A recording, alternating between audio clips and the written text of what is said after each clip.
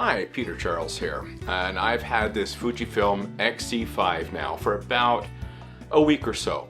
And I've had it out, done a little bit of photography around the house. So let's talk about the good, the bad, and the ugly of this camera.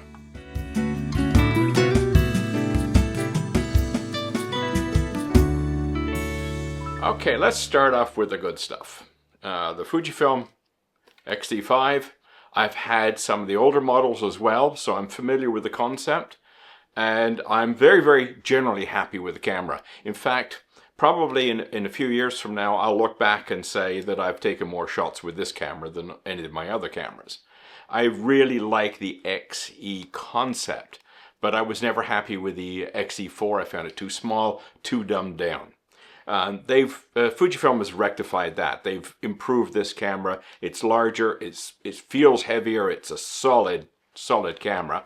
And, it's got good controls, everything works rather nicely, good solid clicks on the dials.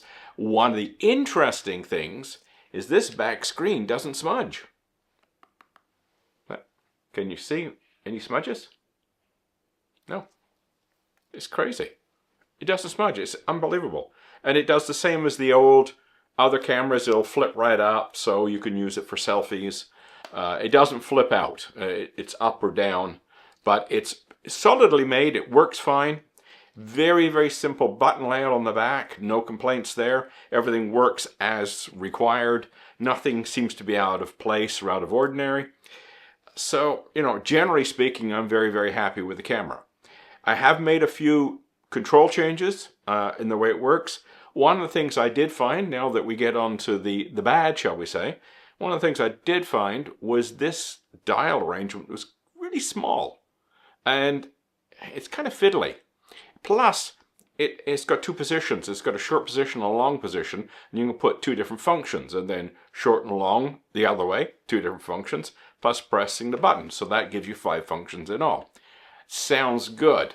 Well, I wasn't really crazy about that. I found that it was very difficult to get both functions. You usually get one or the other. You didn't get both, and it's very tricky to get it correct. Plus, the functions it shipped with, to me, made no sense.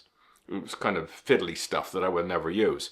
So what I did was I put my functions on both the short and the long press. So I've gone from those 2 on one side to now 1 on one side. So I've got both the long and the short push does the same job both ways. So for example, dynamic range, I'll push it and I've got dynamic range. I don't have to worry about whether I've done it long or short. So that made that simpler, plus I gave it more useful stuff from me. So that was one of the small things I did to make it a little bit more interesting to use. Now, some of the other things I didn't care about was the viewfinder. I found it was a little small. I'm finding when I'm looking through it, sometimes one of the corners will go off a little bit if I am not completely squared on the lens. So being a little bit bigger would have been nice. And generally, other than that, the control layout is fine.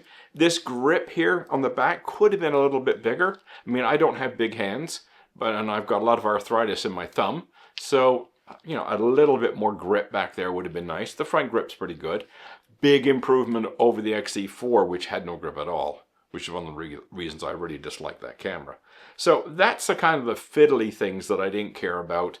Was the way this is arranged, it could be a bit bigger. The on-off switch, they've reduced the knurling, so that makes it a little bit more fiddly to work the switch. I understand why. They probably had complaints that people were putting the cameras in the bags and accidentally turning them on. That happened to me with my X-Pro 3 a few times. But once you've done it a few times, you know why you stop doing it. So having a little bit more of a switch would have helped. One of the older styles, that would have been better. But, I can't complain too loudly. That's fiddly stuff. Let's get on with what's really the problem with this camera. Now, you've got this dial set up here for your various film settings. So you can have Velvia or Standard or Acros, whatever. And it's set up on a dial with a little window. It's cute. You get it on the XM5 as well. So let's talk about that for a moment. You've got this little dial It works fine, nothing wrong with it. But why is it on this camera? It makes perfect sense in the XM5. The XM5 has a target audience that is people coming out of their phone setup, going from a phone to their first real camera. I can understand having that. Having it nice and easy for them to grasp. There's no viewfinder on an XM5. It's got a simpler operation. It doesn't have shutter speed dials and things like that. It's a dumbed down camera, so that makes sense on a dumbed down camera. It doesn't make sense on this. It's like when Fujifilm was making the decisions about what to put on this camera, I can imagine the photographers and the engineers were saying, get rid of that, and the marketing guys going, oh no, we got to put that on. So the marketing guys won. Here's what they lost, which really ticks me off. The lens is weather sealed, or weather resistant, I should say. The body is not. This body is not weather resistant. Now you're saying to yourself, why spend money on this thing, the extra machining to make all that fit, and then you don't put in the weather sealing? Now, ask yourself the question. As a photographer, what would you want? You want that stupid little dial, or would you want weather sealing? You know, to keep the price the same. I mean, I got to vote for weather sealing, and I'm sure the vast majority of other photographers will. I mean, if you are an occasional photographer taking pictures of your family, that's probably nice to have. You never take it out in the rain, who cares? But anybody who does any reasonable amount of photography are going to be more interested in weather sealing than a little gimmick like this. So, you shouldn't let the marketing guys win that argument, okay? You should have, the photographers and the engineers should have stuck to their guns and got rid of that, put in some weather sealing. But with all that said, it's a wonderful little camera. It's exactly what I want in a camera, except for that, the weather sealing. And I can live with the other fiddly bits. I can work my way around them. But, you know, I would actually recommend this if you're looking for a smaller camera to you know, just use for regular photography where you don't need anything special. And it is a good substitute for the X100 because I love the X100 series, but the problem is the lens is fixed. In this, I've got the same 23mm lens, except it's a stop slower because it has to deal with the space for, you know, making the lens interchangeable. But other than that, you know, it's basically the same camera without a viewfinder and I'll stop slower.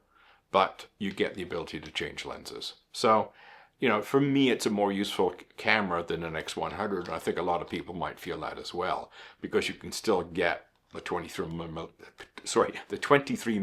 lens, small size, for it.